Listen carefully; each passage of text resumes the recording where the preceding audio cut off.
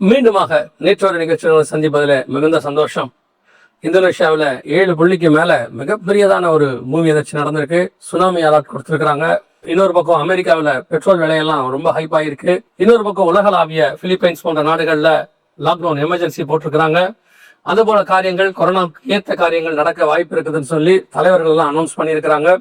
இப்படி உலகளாவிய மிகப்பெரியதான பரபரப்புகளுக்கு இடையே தான் இந்த நேற்று நிகழ்ச்சியை நம்ம பார்க்க போறோம். வாங்க நேற்று வரைக்குள்ள போலாம். முதலாவதா மிக முக்கியமாக இந்த வார் நியூஸ் தான் நம்ம பார்க்க போறோம்.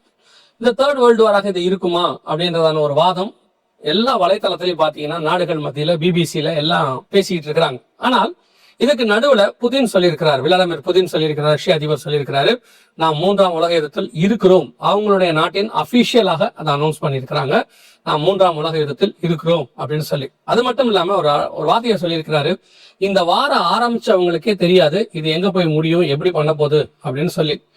அமெரிக்க அதிபர் சொல்றாரு 3 வாரத்துக்குள்ள ஈரானை நாங்க முடிச்சிருவோம் அப்படின்னு சொல்லி. ஆனால் போற போக்கு அப்படி அல்ல. இந்த வார் வேற பரிமாணத்துக்குள்ள போய்கிட்டே இருக்கு. மிகப்பெரிதான ஒரு அழிவை நோக்கி, உலகளாவிய அழிவு. இப்போ நாங்க இந்த நேற்றோரை எடுக்கும் போது கூட குவைத்தோடைய இன்னொரு ஆயில் காரியத்தை அவங்க அடிச்சிருக்கிறாங்க.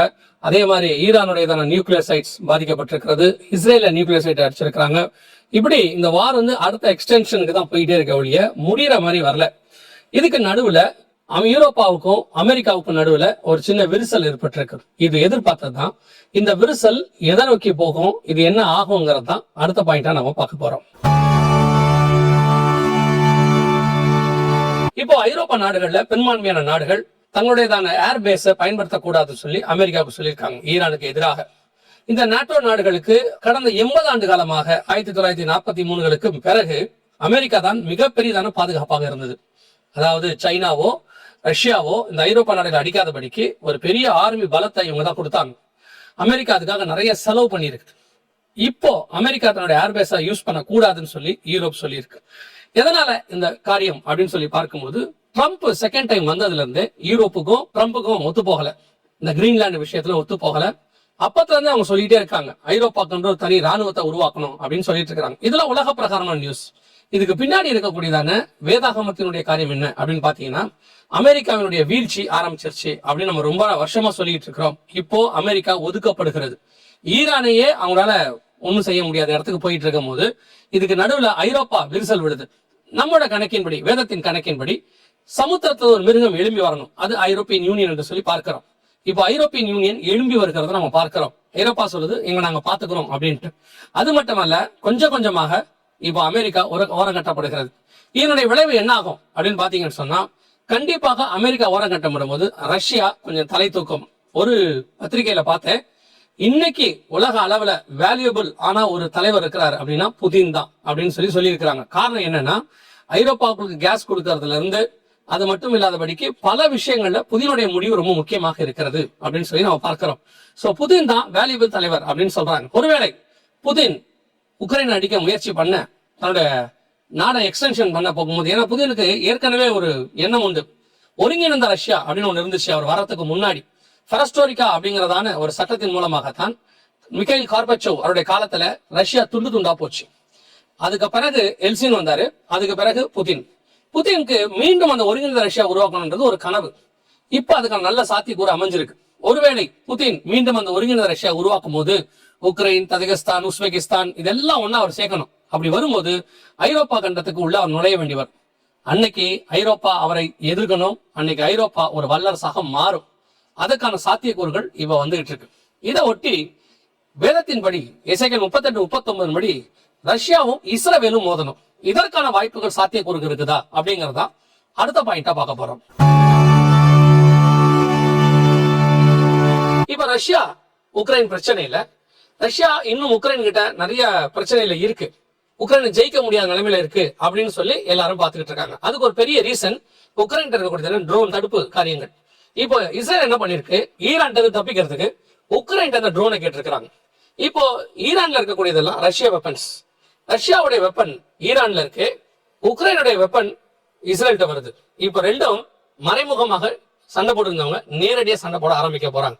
இப்ப இதுல ஒரு நியூஸ் படி ரஷ்யாவுடைய எல்லா ஆயுதங்களும் ஈரானுக்கு சப்போர்ட்டாக வருகிறது. ஒரு பக்கம் சைனாவும் வருகிறது. ஆட்டோமேட்டிக்காக ரஷ்யா இஸ்ரேலுக்கான நேரடி மோதல் ஆரம்பிக்கிறதுக்கான வாய்ப்புகள் நிறைய போயிட்டே இருக்கு. ஏதோ ஒரு இடத்தில் இது ட்ரிகர் ஆகும். அமெரிக்கா ஒதுக்கப்படும், கல்ஃப் நாடுகள் எல்லாம் அப்படியே ரஷ்யா பக்கம் சேரும். இப்போ திடீர்னு பாத்தீங்கன்னா இஸ்ரேல் என்ன பண்ணிருக்கு, பாலஸ்தீனர்களுக்கு தூக்கு தண்டனை விதிச்சிருக்கு. அதாவது உள்ளுக்குள்ள அத்துமீறி நுழையிறவங்களுக்கு தூக்கு தண்டனை. இது கல்ஃப் நாடுகள்லாம் எதிர்க்குது. ஏற்கனவே கல்ஃப் நாடுகளுக்கு அமெரிக்கா மேல ஒரு அதிருப்தி இருக்கு, இந்த விஷயத்துல அமெரிக்கா நம்மளை பாதுகாக்கல அப்படின்னு சொல்லி. சோ இப்போ ஆட்டோமேட்டிக்கா ரஷ்யா பக்கம் திரும்ப பாலஸ்தீன இஷ்யூல கல்ஃபுக்கு ஆதரவாக ரஷ்யா நுழைய ஆட்டோமேட்டிக்காக இது ரஷ்யா இஸ்ரேல் பிரச்சனையாக மாற நிறைய வாய்ப்பு இருக்கு. இனி போக போக தான் இந்த விஷயங்கள் எல்லாமே தெரியும். வேதத்தை சொன்ன தீர்க்க தரிசனத்தினுடைய பின்புலத்துக்கு நேராக தான் இது எல்லாமே போயிட்டு இருக்கு. ஒரு வார் ஆரம்பிக்கிறது எங்க வேணாலும் இருக்கலாம், அது எங்க வேணாலும் போய் முடியும். ஆனால் இப்பொழுது நீங்க பாத்தீங்கன்னு சொன்னா இந்த வார் கொஞ்சம் கொஞ்சமாக அதை நோக்கி தான் போய்கொண்டே இருக்கிறது. எல்லாருமே அமெரிக்கா ஈரான் போக்கஸ் பண்ணிட்டு இருக்கிறாங்க, அது இஸ்ரேல் ரஷ்யாவாக மாறும். அந்த இடத்துல தான் இந்த வார் போகும். இதனுடைய அப்டேட்ஸ், இனி நடக்க போற காரியங்கள் எல்லாவற்றையும் கர்த்தருக்கு சித்தமானால், வருகை தாமதிக்குமானால் உங்களுக்கு இதை பற்றி நாங்க கொண்டு வரோம். நம்ம அடுத்து இன்னொரு மிக முக்கியமான விஷயத்தை பார்க்க போறோம்.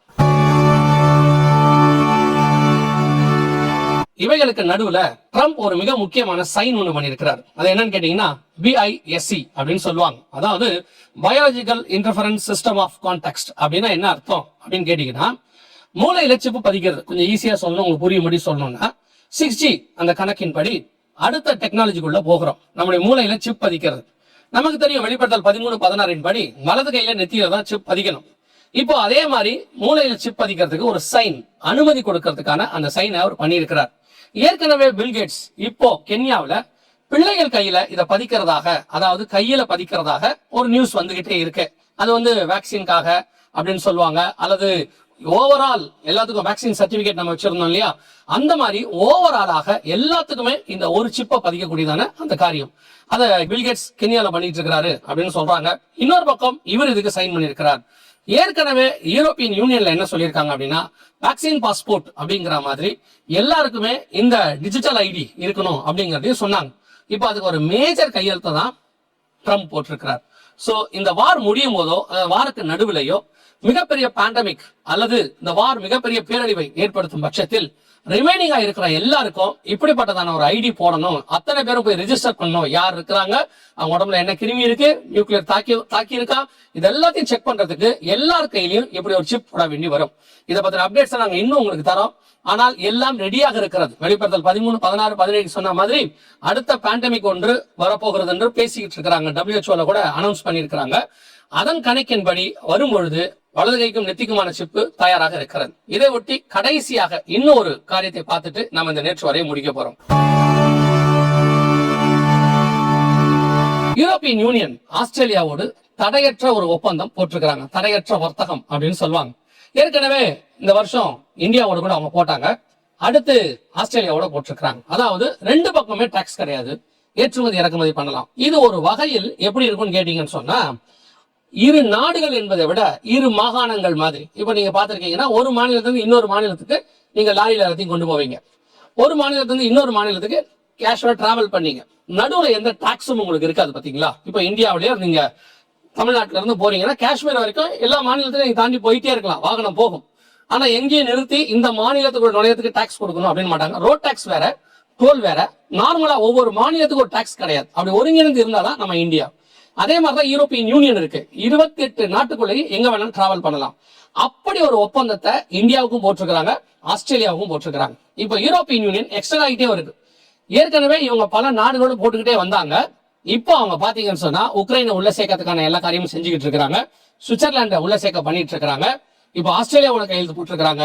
ஒரு உலக அரசாங்கத்தை அவர்கள் உருவாக்குறார்கள். இந்த காரியம் நடந்து முடிஞ்ச பிறகு, யுத்தம் முடிஞ்ச பிறகு உலகளாவிய ஒரு வல்லரசு உருவாகணும். ஏற்கனவே பல தடவை இதை நம்ம சொல்லியிருக்கிறோம்.